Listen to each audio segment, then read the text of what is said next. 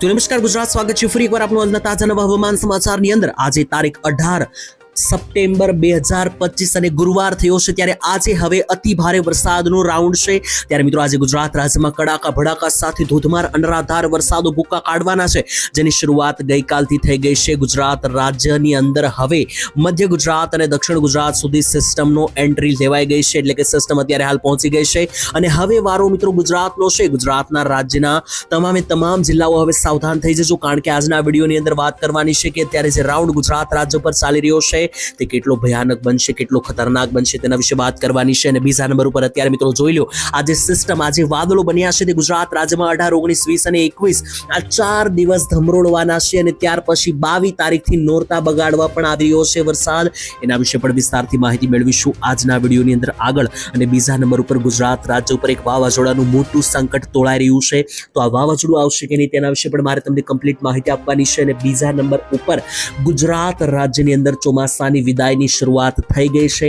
2 તાલુકાઓમાંથી ચોમાસાએ વિદાય ગુજરાતમાંથી લઈ લીધી છે, તો એ કયા તાલુકાઓ છે, કયા ગામમાંથી કઈ તારીખે ચોમાસું વિદાય લેશે, બધી જ માહિતી A to Z મારે તમને આપવાની છે આ વિડીયોની અંદર। તો વિડીયોમાં અંત સુધી બનેલા રહેજો અને આ ઓનલી વેધર ચેનલ હજુ સુધી સબસ્ક્રાઇબ ના કરી હોય તો અત્યારે જ કરી લેજો। તો ચાલો મિત્રો શરૂઆત કરીએ। સૌથી પહેલા વિડીયોની અંદર આપણે કયા મુદ્દાઓ વિશે વાત કરવાની છે માહિતી તમને આપીએ તો ગુજરાત રાજ્ય ઉપર કડાકા અને ભડાકા સાથેના વરસાદો આજથી ભૂક્કા કાઢવા જઈ રહ્યા છે, કારણ કે જોશો તો ચારો દિશા તરફથી હવે સિસ્ટમ ગુજરાતની એન્ટ્રી લઈ ચૂકી છે અને આ સિસ્ટમ કેટલી ભયાનક, કેટલી ખતરનાક થવાની છે, હવે આવનારો દિવસ કેવો રહેવાનો છે તેના વિશે વાત કરવાની છે, કારણ કે આજનો દિવસ સવારથી લઈને બપોર પછીથી લઈને રાત્રિ સુધી જે છે તે ગુજરાત રાજ્યમાં અનરાધાર મેઘો તૂટી પડવાનો છે। ત્યારે ગુજરાત રાજ્યની અંદર આજે મિત્રો તમામ લોકો થઈ જાય સાવધાન, કારણ કે અતિ ભારે વરસાદનો આજે બીજો રાઉન્ડ છે, બીજો દિવસ છે। ત્યારે ગઈકાલે મિત્રો, એટલે કે ગઈકાલે 16 તારીખ હતી, 17 તારીખ હતી, ત્યારે મિત્રો આ છેલ્લા 2 દિવસમાં 16 અને 17 તારીખે અતિ ભારે વરસાદ પડ્યો છે। ત્યારે હવે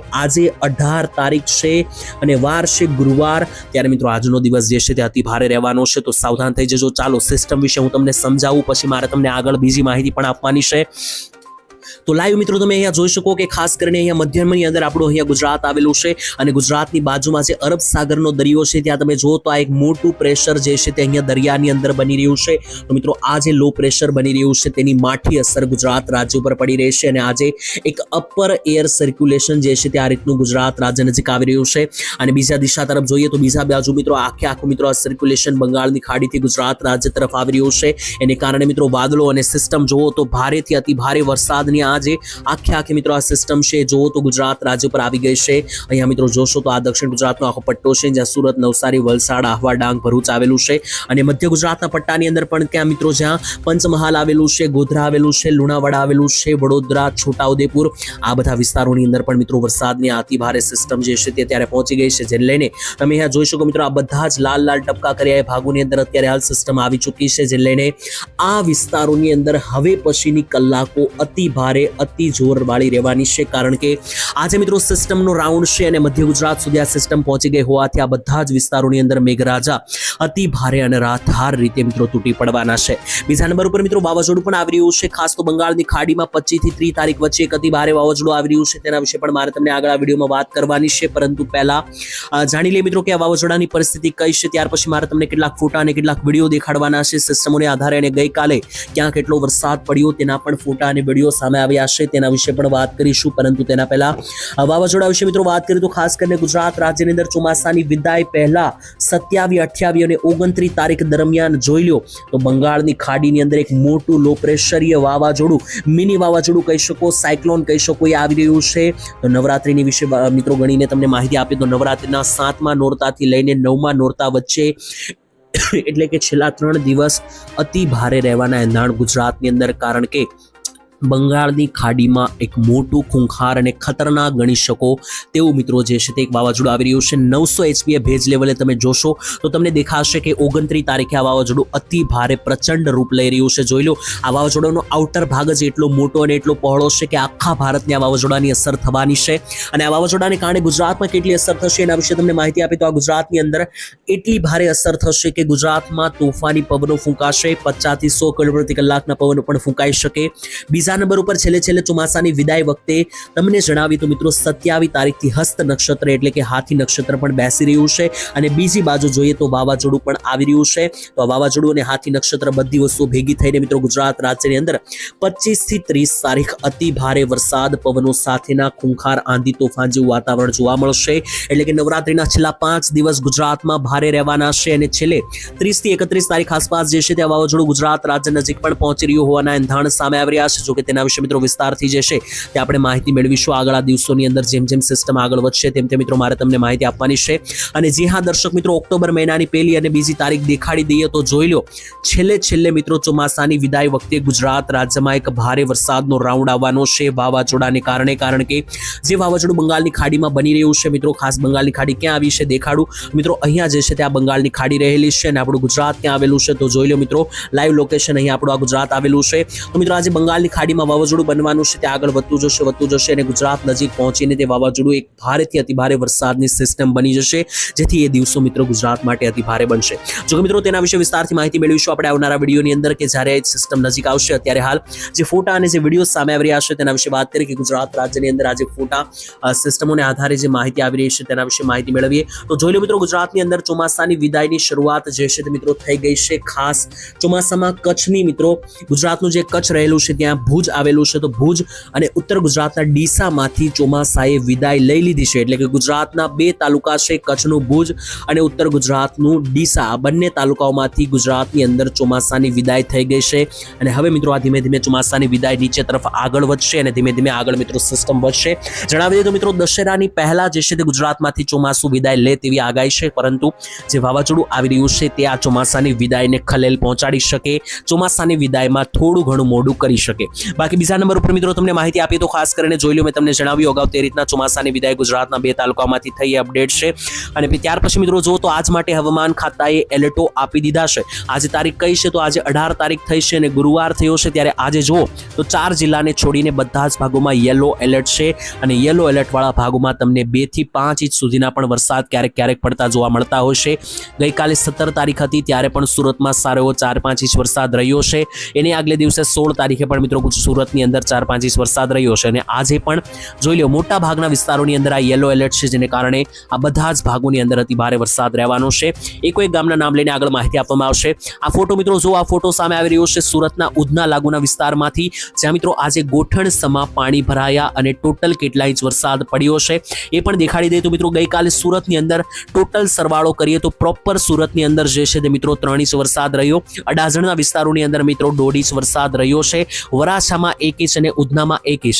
આ મિત્રો ટોટલ કરવા જઈએ તો 3 ને 2 5 ને 2 7 ઇંચ વરસાદ ટોટલ મિત્રો ગઈકાલે સુરતની અંદર પડ્યો છે, ઉધના, અડાજણ અને વરાછાના વિસ્તારોને મેળવીને.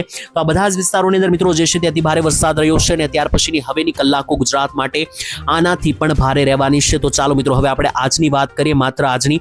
ગઈકાલે મિત્રો સારો એવો વરસાદ રહ્યો, ત્યાર પછી આજે ગુજરાતમાં વહેલી સવારથી લઈને બપોર પછી અને મોડી સાંજ સુધી કયા ભાગમાં કેટલો વરસાદ જોવા મળશે તેને લઈને નકશાઓને આધારે જાણીએ તો મિત્રો જોઈ લો આજે 18 તારીખ છે અને નકશો શું જણાવી રહ્યો છે તો આજે ગુજરાતમાં એક સારા એવા વરસાદનો રાઉન્ડ જોવા મળવાનો છે. તમને ના ખ્યાલ હોય તો જણાવી દે, મધ્ય ગુજરાતથી લઈને દક્ષિણ ગુજરાતના પંથકોની અંદર એક હાઈ લેવલના વરસાદો જે છે તેને માટે તૈયાર થઈ જજો, કારણ કે જે વાદળીય જે સાયક્લોનિક અને એન્ટી સાયક્લોન સિસ્ટમ બનેલી છે, અપર એર સર્ક્યુલેશન બનેલું છે, તેને કારણે આખા ગુજરાતની અંદર તોફાની વરસાદની આગાહી છે. ખાસ તો દક્ષિણ ગુજરાતના પટ્ટાની અંદર ધોધમાર વરસાદોની પણ આગાહી. જોઈએ મિત્રો એક પછી એક શરૂઆત કરીએ તો આખો જે આ દક્ષિણ ગુજરાતનો પટ્ટો છે ત્યાં મિત્રો અતિ ભારે વરસાદ રહેશે. ગઈકાલની જેમ આજે પણ જોઈ લો સુરતથી લઈને નવસારી, વલસાડ, ડાંગના વિસ્તારોથી લઈને સાપુતારાનો વિસ્તાર થઈ ગયો, ઉમરપાડા, ડેડિયાપાડા, નર્મદા, તાપી, ભરૂચ, અંકલેશ્વર, કોસંબા સહિતના અને વડોદરા સહિતનો જેટલો પણ આ ભાગ છે દક્ષિણીય બાજુનો, આ બધા જ વિસ્તારોની અંદર મિત્રો જે છે તે મહારાષ્ટ્ર ઉપરથી સિસ્ટમ હવે ગુજરાત ઉપર સરકી ગઈ છે, જેથી આ બધા જ ભાગોમાં ભારે વરસાદની આગાહી રહેશે.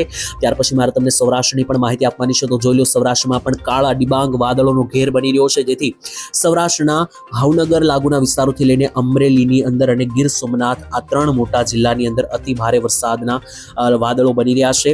ઉપરની બાજુએ મિત્રો જો તો ઉપરની બાજુના જે વિસ્તારો છે સૌરાષ્ટ્રની અંદર ક્યાં જે રાજકોટ આવેલું છે, બોટાદ આવેલું છે, આ બધા ભાગોમાં પણ મિત્રો સક્રિય થઈ રહ્યા છે અત્યારે વાદળો, જેમાં રાજકોટની અંદર સરદાર, વિછિયા, ગોંડલ, ધોરાજીના વિસ્તારોથી લઈને બોટાદમાં માંડવા, સાળીંગપુર, ગઢડાના વિસ્તારો થઈ ગયા.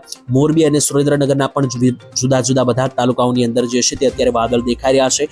જામનગરની અંદર પણ મિત્રો જામ મંથાળીના વિસ્તારોથી લઈને ધરોલના વિસ્તારો છે, કાલાવાડ છે, આ બધા વિસ્તારોમાં વાદળો બની રહ્યા છે. તો આ જેટલા પણ ભાગોમાં વાદળો મેં તમને જણાવ્યા બધા જ ભાગોમાં મધ્યમથી ભારે વરસાદ જે છે તે તમને જોવા મળી શકે. ત્યાંથી ઉપર જઈએ તો મિત્રો કચ્છમાં જોઈએ તો આજે કચ્છમાં જે છે તે મિત્રો ખાવડાના વિસ્તારો, ધોળાવીરા, લોધરાણી, જખો પ્રદેશ અને રાપર લાગુના વિસ્તારમાં વાદળો છે, જેથી ત્યાં પણ મધ્યમથી ભારે વરસાદ રહેશે. ત્યાંથી મિત્રો વાત કરીએ મધ્ય ગુજરાતની, તો મધ્ય ગુજરાતની અંદર ગોધરા, દાહોદ, પંચમહાલ, મહીસાગર, ખેડા અને અરવલ્લી લાગુના આખા પટ્ટાની અંદર અતિ ભારે વરસાદ રહેશે. ત્યાંથી મિત્રો જઈએ તો અમદાવાદ, કપડવંજ, ધોળકા, નડિયાદ, વિરમગામ, ગાંધીનગરની અંદર છૂટાછવાયા વરસાદની આગાહી.